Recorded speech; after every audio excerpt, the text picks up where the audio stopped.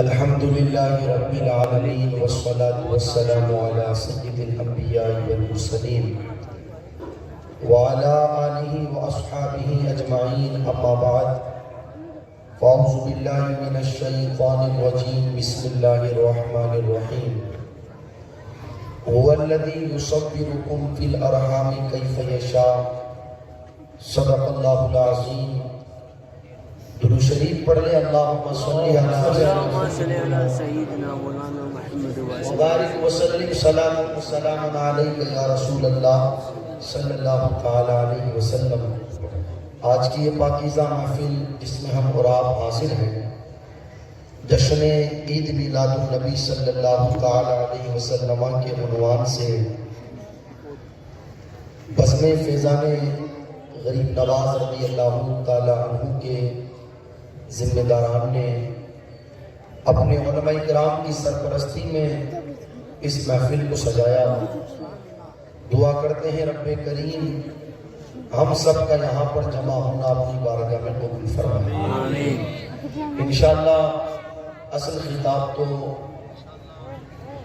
شہزادہ حضور غازی ملت، ناجش ملت، امانت اہل سنت حضرت علامہ سید نورانی میاں صاحب قبلہ کا سماعت کرنا ہے. چند گزارشات میں آپ لوگوں کی سماعتوں کی دہلیز تک پہنچا کر کے اپنی بات کو مکمل کروں. تجھے رب نے کیا بنایا مکہ مدینہ والے، تجھے رب نے کیا بنایا مکہ مدینہ والے، یہ کوئی سمجھ نہ پایا مکہ مدینہ والا. میری بات سمجھ میں آ رہی ہے آپ لوگوں کو؟ تو سمجھ میں آ رہی ہے تو تھوڑا مجھے احساس دلائیں کہ آپ میری بات سمجھ رہے ہیں. سبحان اللہ. اس لیے کہ ہم اور آپ اس پیغمبر کا ذکر کرنے کے لیے یہاں جمع ہوئے ہیں کہ جب بات ان کے ذکر کی آتی ہے تو بے جان کنکریاں بھی بول پڑتی ہیں. ابو جہل گیا تھا نا مٹھی میں کنکریاں لے کر میرے آقا علیہ السلام کے پاس اور کہا تھا کہ بتائیں مٹھی میں کیا ہے. تو میرے نبی نے فرمایا میں بتاؤں یہ جو تیری مٹھی میں ہے وہ بتا دے کہ میں کون ہوں. تو کہا ذرا وہی بتا دے کہ آپ کون ہیں. ابو جہل کہتا ہے لوگوں میں تمہیں کیا بتاؤں، ہاتھ میرا تھا، مٹھی میری تھی، قبضہ میرا تھا، کنکریاں میری تھی، مگر جب میں نے آپ کو کان کے قریب کیا تو کلمہ مدینے والے کا پڑھا. میں نے عالم تصور میں ان کنکریوں سے پوچھا بتاؤ نا تم آج تک نہیں بولی، آج کیوں بولی؟ آج سے پہلے تم کبھی نہیں بولی، آج کیوں بولی؟ تو کنکریاں بھی کہتی ہے کہ آج بات مدینے والے کی آ گئی. یار جب بات مدینے والے کی عظمت کی آ جائے پھر انسان تو انسان بے جان کنکریاں بھی بول پڑتی ہیں. تو خیر تھوڑی دیر مجھے آپ لوگوں سے چند گزارشات عرض کرنی ہے تو آپ میرا ساتھ دیں تاکہ آسانی سے میں اپنی بات مکمل کر سکوں. حضور غازی ملت کا یہ لکھا ہوا کلام ہے. فرماتے ہیں عرض کرتے ہیں تجھے رب نے کیا بنایا مکہ مدینہ والے، یہ کوئی سمجھ نہ پایا مکہ مدینہ والے. 1.25 لاکھ انبیاء ہوں یا ہزاروں حور و غلماں، 1.25 لاکھ انبیاء ہوں یا ہزاروں حور و غلماں، تیرا گیت سب نے گایا. مکہ مدینہ والے اگر میں ایک ایک دوسرے کو پھیلاؤں تو 1 گھنٹے کی تقریر تیار ہوگی. چاہے آدم صفی اللہ کی ذات ہو، موسیٰ کلیم اللہ کی ذات ہو، ابراہیم خلیل اللہ کی ذات ہو، نوح نجی اللہ کی ذات ہو، آپ ان کی مبارک زندگیاں اٹھا کر کے پڑھے. اللہ اکبر. ان سب نبیوں نے اپنی اپنی امتوں کے سامنے مصطفیٰ جان رحمت صلی اللہ تعالی علیہ وسلم کا ذکر کیا ہے. اسی بنیاد پر کہا گیا 1.25 لاکھ انبیاء ہو یا ہزاروں حور و غلماں، تیرا گیت سب نے گایا مکہ مدینہ والے.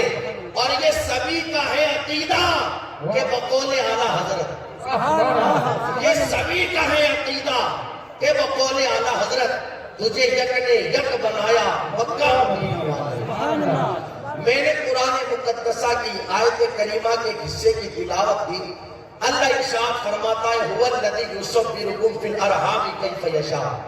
وہی رب ہے جس نے تمہاری صورتوں کو تمہاری ماؤں کے شکموں میں تمہاری ماؤں کے پیٹوں میں بنایا کیف یشاء جیسے اس نے چاہا. میری صورت میری ماں کے شکم میں بنی جیسے میرے اللہ نے چاہا. عالم کی صورت اس کی ماں کے شکم میں بنی جیسے اللہ نے چاہا. مفتی کی صورت اس کی ماں کے شکم میں بنی جیسے اللہ نے چاہا.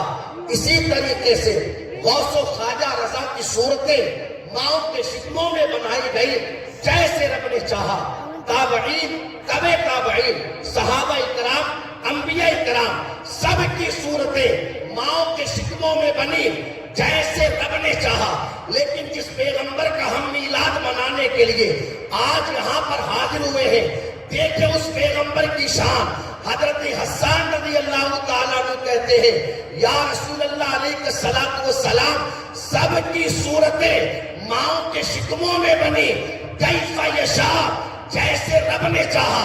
لیکن جب آپ کی باری آئی کأنک قد خلقت کما تشاء، تو آپ کے رب نے آپ کو ویسے بنایا جیسے آپ نے چاہا. پتہ کیا چلا؟ سب کو رب کی مرضی سے بنایا گیا اور مصطفیٰ کو مصطفیٰ کی مرضی سے بنایا.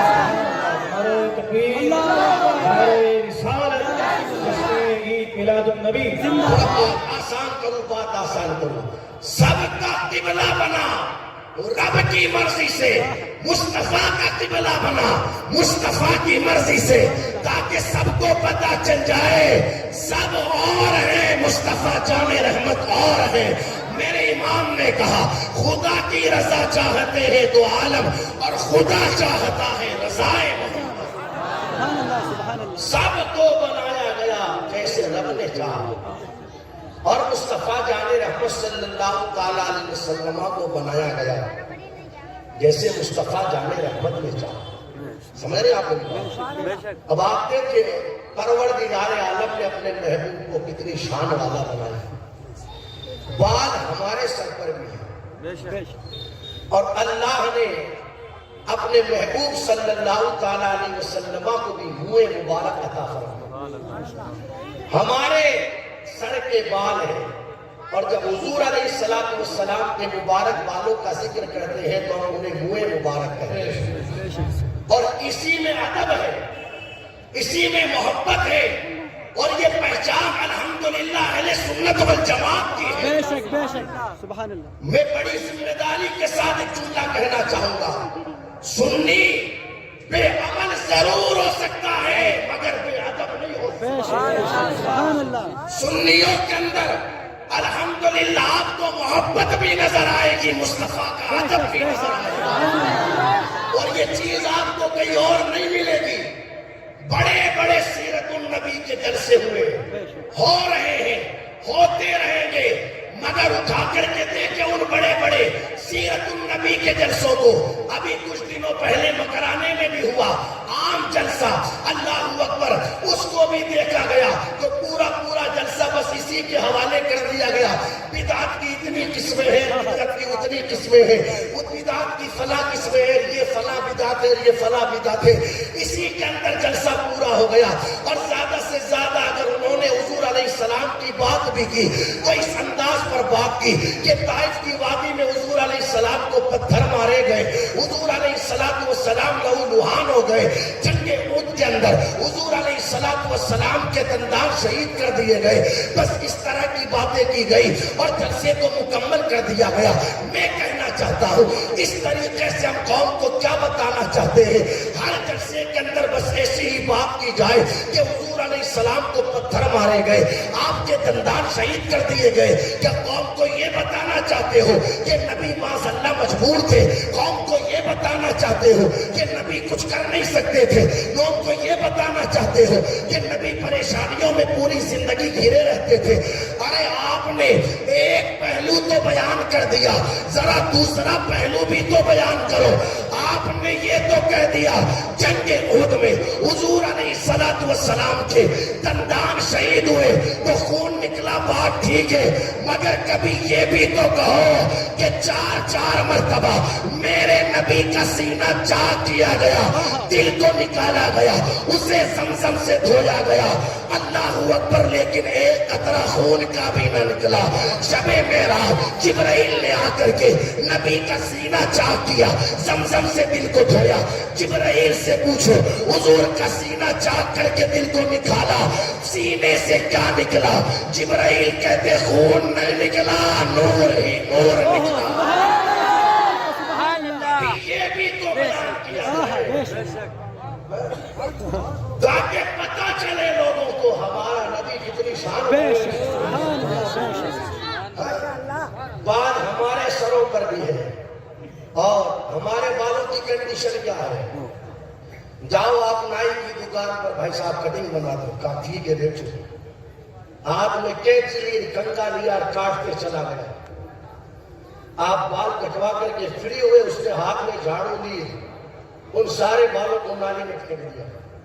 اب آپ اس سے کہیں بھائی صاحب کیا کر رہے ہو؟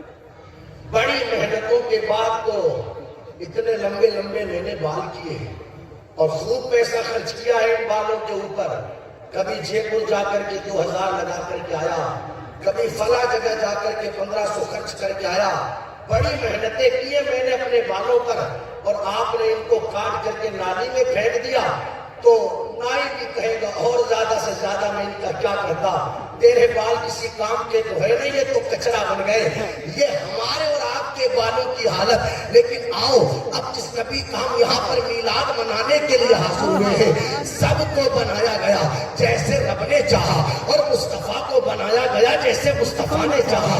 کتنی شان والا اللہ نے اپنے محبوب کو بنایا کہ جب میرے آقا علیہ السلام اپنے سر کا مبارک حلق کرواتے تھے، اس وقت صحابہ میرے نبی کے ارد گرد کھڑے رہتے تھے۔ صحابہ سے پوچھو نا ارد گرد کیوں کھڑے ہو؟ صحابہ کہتے حضور کا منہ مبارک لینے کے لیے کھڑے ہیں۔ حضرت انس رضی اللہ تعالیٰ عنہ روایت بیان کرتے ہیں، حضور علیہ السلام نے اپنے مبارک بال اتروائے اور اتروانے کے بعد ابو طلحہ کو بلایا اور بلا کر کے اپنے منہ مبارک ابو طلحہ کو عطا کر دیے اور ارشاد فرمایا ابو طلحہ ان سارے بالوں کو صحابہ کے درمیان تقسیم کر دو۔ اب ذرا دیکھیں ان مبارک بالوں کی شان، ان مبارک بالوں کا کمال، اللہ اکبر۔ حضرت ام سلمہ رضی اللہ تعالیٰ عنہ کے پاس بھی میرے نبی کے مبارک بال تھے، میرے نبی کے منہ مبارک تھے۔ جب کوئی بندہ مدینہ منورہ کی سرزمین پر بیمار ہوتا اور یہ سوچتا یار علاج کراتے کراتے تھک گئے، شفا نہیں مل پا رہی، تو اس بیمار سے کہا جاتا ام سلمہ کے دروازے پر چلے جاؤ، انشاءاللہ وہاں آپ کو شفا مل جائے گی۔ خیر بیمار وہاں جاتا، حضرت ام سلمہ کہتی پانی کا ایک کٹورا لے کر کے آؤ، بیمار پانی کا کٹورا لے کر کے جاتا، ام سلمہ میرے نبی کا منہ مبارک اس کے کٹورے میں داخل فرما کر واپس نکال دیتی اور بیمار سے کہتی کہ اسے پی لیا جائے۔ بیمار کہتا ہے پانی پیٹ میں بعد میں پہنچتا، اللہ شفا پہلے عطا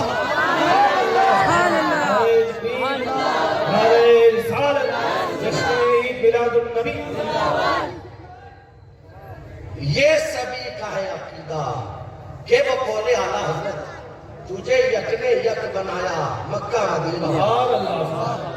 ہاتھ ہمارا بھی ہے، اس ہاتھ کی کوئی حیثیت ہی نہیں۔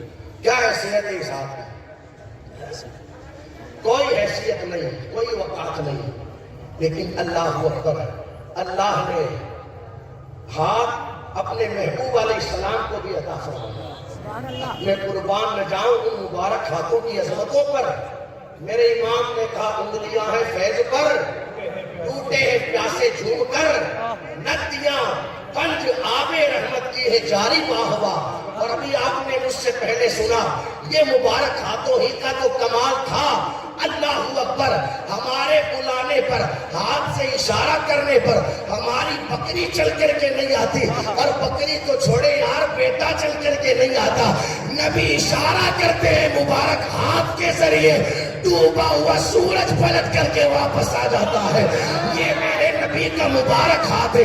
اشارہ کیا جائے تو چاند اپنا سینہ چیرتا ہوا نظر آتا ہے. نعرے تکبیر، نعرے رسالت، یا رسول اللہ. اعلیٰ حضرت. کتنی شان والا اللہ نے اپنے محبوب کو بنایا. بدن ہمارا بھی ہے. اس سے اگر پسینہ نکلے تو پڑوسی کو بدبو آتی ہے. جب بدبو آتی ہے تو کبھی ادھر دیکھتا ہے کبھی ادھر، اور پھر پتا چل جاتا ہے نا کہ اسی کے بدن سے آ رہی ہے. تو پھر دل ہی دل میں کہتا ہے لگتا ہے 10-5 دن سے نہایا ہی نہیں. یہ ہماری اور آپ کی کیفیت ہے یا نہیں؟ اگر پسینے میں اٹے ہو تو ساتھ رہنے کی قسمیں کھانے والی بیوی بھی شام کو کہتی ہے پہلے نہا کر کے آؤ، اس کے بعد بستر پر آنا. اس لیے کہ اتنی بدبوئیں آ رہی ہیں، نہ خود سو پاؤ گے نہ مجھے سونے دو گے. لیکن اللہ اکبر، پسینہ میرے آقا علیہ الصلوۃ والسلام کے مبارک بدن سے بھی نکلتا تھا، لیکن اس پسینے کی شان یہ تھی واللہ جو مل جائے میرے گل کا پسینہ، مانگے نہ کبھی ادھر نہ پھر چاہے دلہن پھول. میرے نبی کے پسینے کی شان یہ تھی اگر دلہن اس پسینے کو لگا لے تو دلہن تو مانگتی ہی تھی. کئی نسلیں اس پسینے کی برکت سے خوشبودار پیدا ہوا. میرے نبی کی شان یہ ہے پوری زندگی میرے آقا علیہ الصلوۃ والسلام کے بدن پر کبھی مکھی نہیں بیٹھی، سبحان اللہ. کبھی مچھر نہیں بیٹھا. پوری زندگی یہ میرے آقا علیہ الصلوۃ والسلام کی شان. خیر کأنک قد خلقت کما تشاء، تجھے رب نے کیا بنایا. مکہ مدینہ والے یہ کوئی سمجھ نہ پایا. مکہ مدینہ والے یار جب صحابہ نہیں سمجھ پائے تو ہم اور آپ بھلا کیا سمجھ سکتے ہیں. اور صحابہ تو ہیں ہزاروں جبرائیل الجھے ہیں گردے منزل میں. ہزاروں جبرائیل، ایک جبرائیل نہیں، ہزاروں جبرائیل الجھے ہیں گردے منزل میں. نہ جانے کس بلندی پر ہے کاشانہ محمد کا صلی اللہ تعالی علیہ وسلم. تو خیر اللہ کا شکر ہے کہ وہ شان والا رسول اللہ نے ہمیں عطا فرمایا. جاتے جاتے ایک آخری بات سن لیں بطور پیغام. اس شان والے رسول کا فرمان. میرے آقا علیہ الصلوۃ والسلام سے پوچھا گیا یا رسول اللہ علیہ الصلوۃ والسلام اعمال میں سب سے بہتر عمل کون سا ہے؟ بخاری شریف کی حدیث مبارکہ جس کا مفہوم عرض کروں. میرے آقا علیہ الصلوۃ والسلام نے ارشاد فرمایا لوگوں کو کھانا کھلانا اور لوگوں کو سلام کرنا. سبحان اللہ. لوگوں کو کھانا کھلانا اور لوگوں کو سلام کرنا یہ اعمال میں سب سے بہتر عمل ہے. ہماری ذمہ داری بنتی ہے کہ ہم نے حضور علیہ الصلوۃ والسلام کا میلاد سجایا تو ہم حضور علیہ الصلوۃ والسلام کا میلاد اپنے گھروں کو سجا کر کے بھی منائے، حضور علیہ الصلوۃ والسلام کے فرامین پر عمل کر کے بھی منائے. اللہ ہم کی توفیق عطا فرمائے. استغفر اللہ ربی من کل ذنب واتوب الیہ. کلمہ شریف پڑھ لیں لا الہ الا اللہ محمد رسول اللہ صلی اللہ علیہ وسلم.